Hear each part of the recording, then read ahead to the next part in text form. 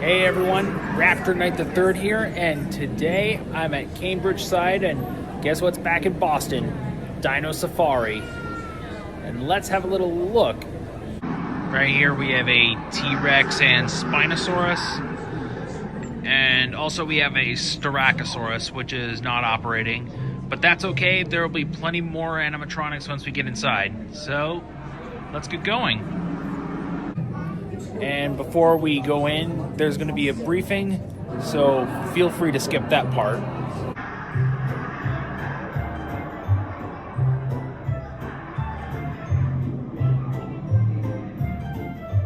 Hello everyone, I'm Professor Noteworthy, and it is my pleasure to welcome you to Pangea National Park. There is quite a lot in store for you inside the park, and I've prepared a brief overview. Let's see. Yes. Here we are. Now, during the 20th century, scientists concluded the 7 continents of our Earth were sitting across the globe like pieces of an ancient puzzle, and were once part of a single, giant landmass, a condition known as a supercontinent. Astounding.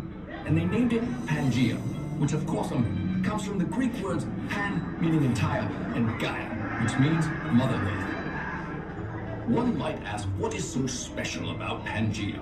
Well, 238 million years ago, it was the site of a noteworthy evolutionary event.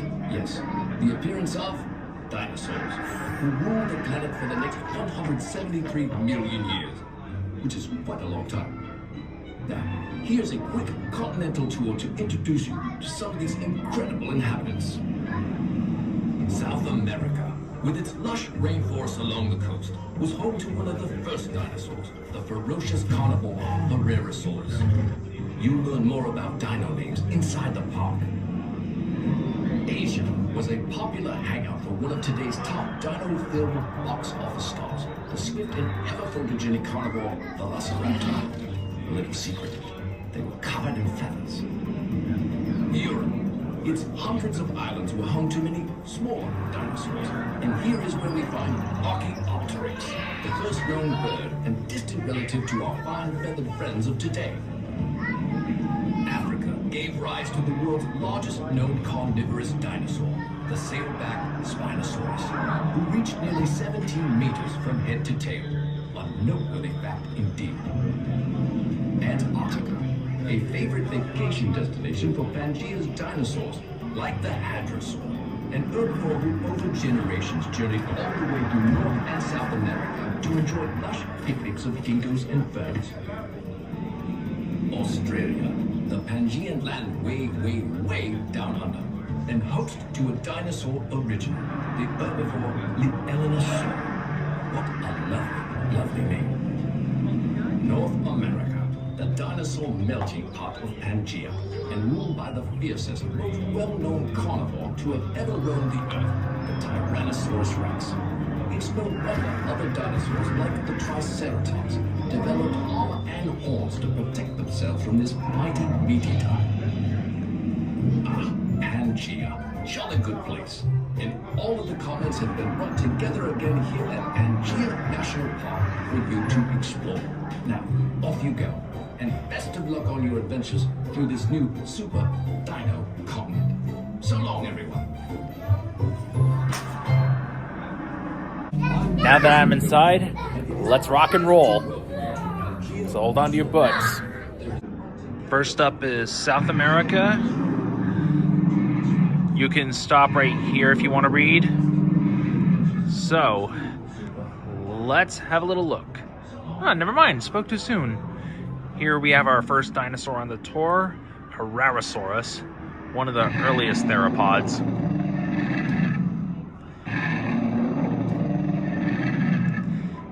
Yep, roaring away as usual. Yeah, you can recognize these guys immediately because unlike some of the smaller theropods in South America, it has a much powerful jaw. And speaking of theropods in the same enclosure, we have a smaller theropod, Styracosaurus, disemboweling some prehistoric lizard. I'm not sure what it is exactly. but it's still pretty cool. And across the street, we have our first herbivore. And this is an Amargasaurus. You could recognize it immediately because of the spiked mohawk thingy. Oh yeah, I think it's a frill. Guess you could call it that.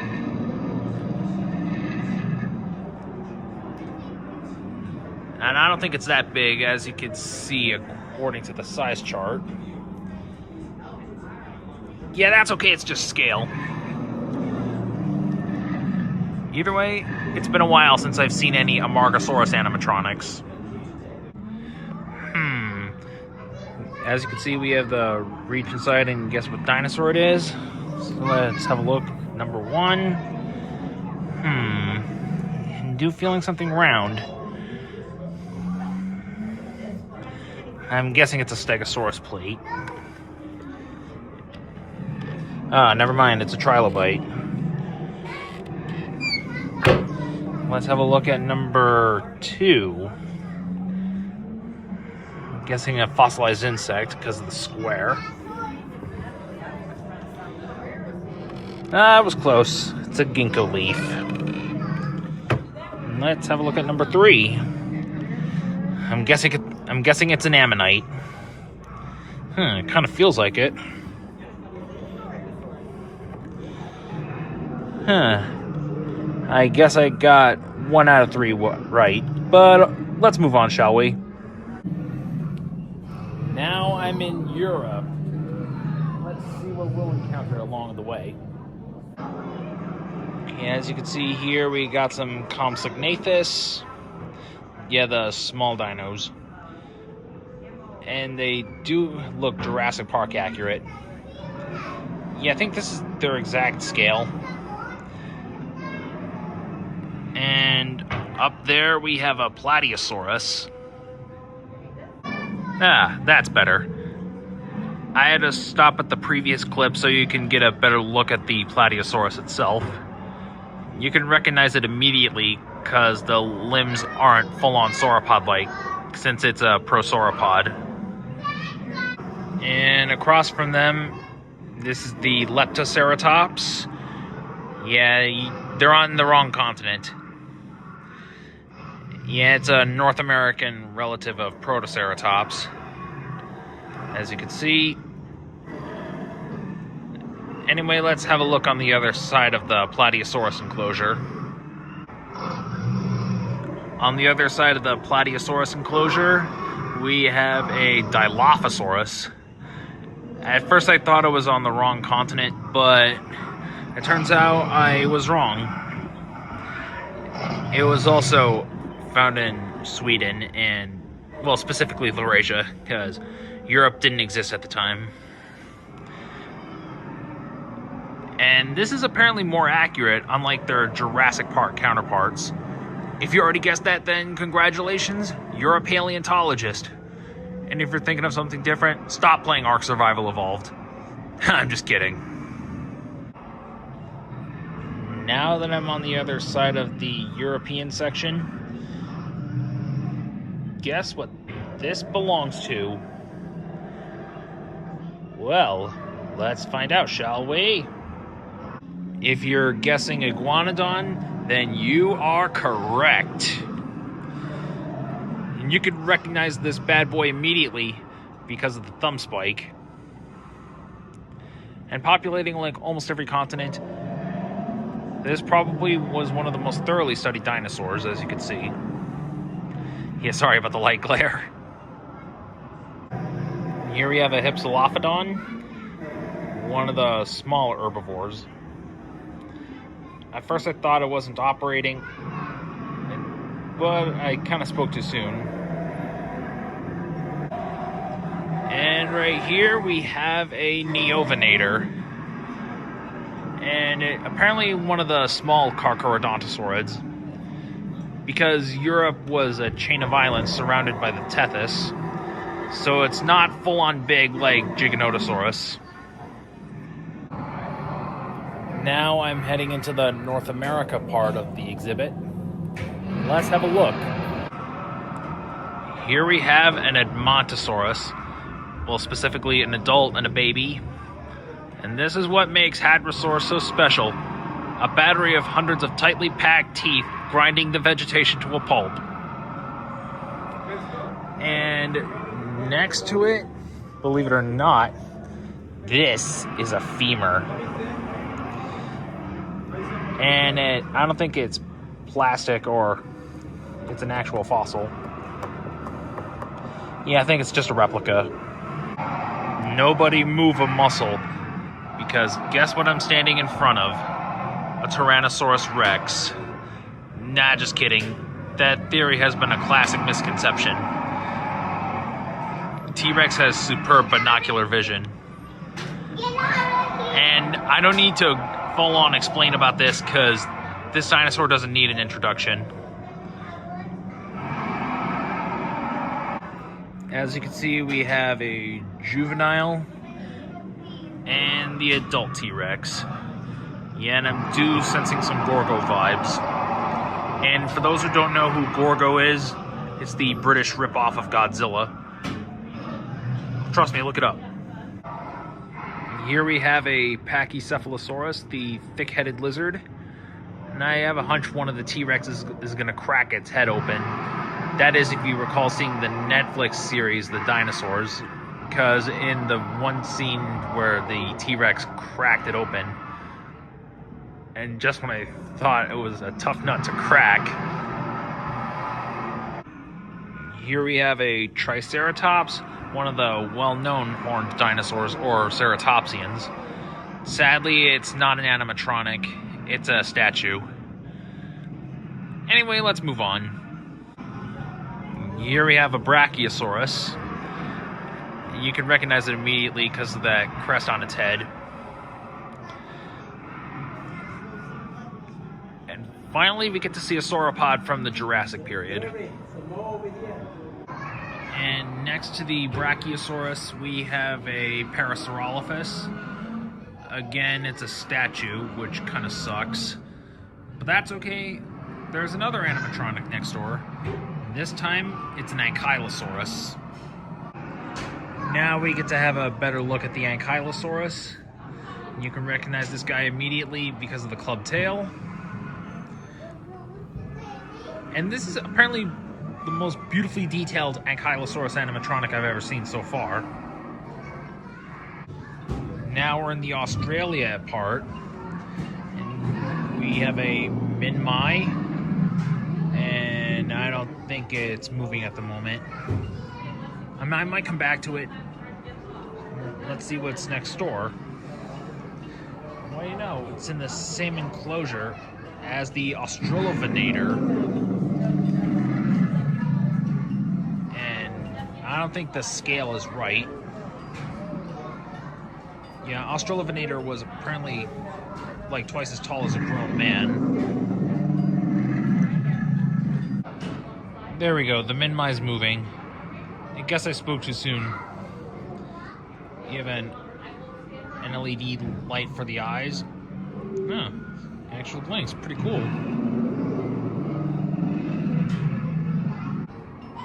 Now, before I move on to the next dinosaur, and before the next continent, I think we have another guess and reach.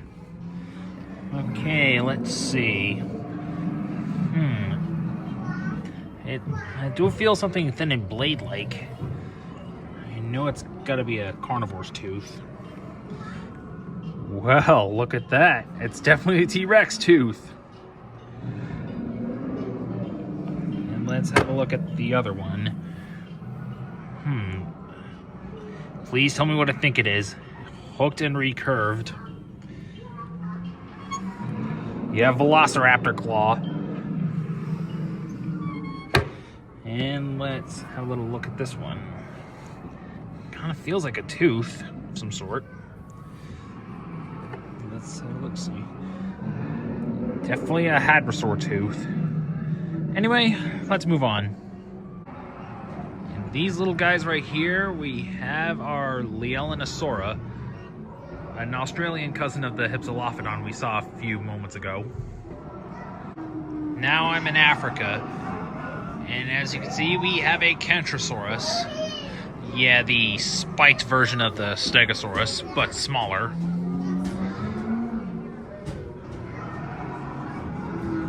Yeah, making those cheap Godzilla sound effects, like some of the other dinos. Yeah, and I think the scale's about right. And we have another little guy here, and this time it's a Heterodontosaurus. I don't see many of those very often, but apparently this is my first encounter with one of them. Next up, we have a Velociraptor.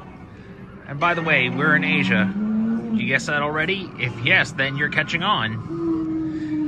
Now, I know what some of you are thinking. I think those are the Jurassic Park style of raptors. Yep. And plus, as a bonus, you get to see a skull of them and a foot claw. So far, we only see 3. As you can see, those two we saw earlier are animatronics, and the other one's a statue. Right here we have another Jurassic sauropod, and this time it's a Mamenchisaurus. And I know what you're thinking, it's a small one. But this is actually how big they're gonna get. I mean, it's not their fault, it's just scale. And here we have 3 oviraptors pulling off a heist. And that's how oviraptor earned its meaning, egg thief. Well, to be fair, some eggs did provide food for small carnivorous dinosaurs. But there were times where they actually cared for their young. And as you can see, this is the only oviraptor that's feathered. And next to them are 3 protoceratops. Finally, one of the marginocephalian dinosaurs in the right enclosure. Oh yeah, in the right continent.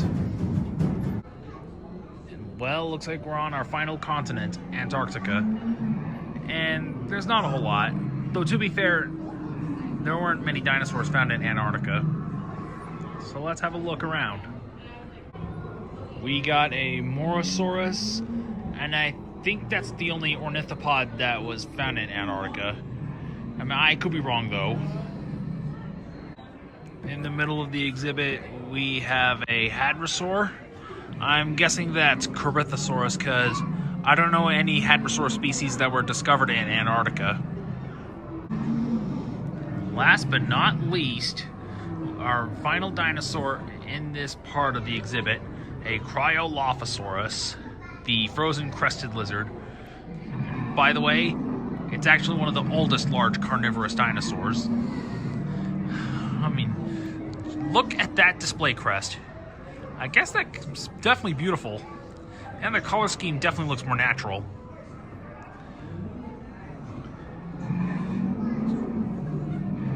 I mean, it's not every day I get to see a Cryolophosaurus. I guess that's the end of the animatronics. And here's the gift shop, just in case if you want to purchase something as a souvenir. And apparently that's it. Well, everyone, thanks for joining me. And I will see you in my next video. And before I go, let's have a look at some of my pictures from the tour.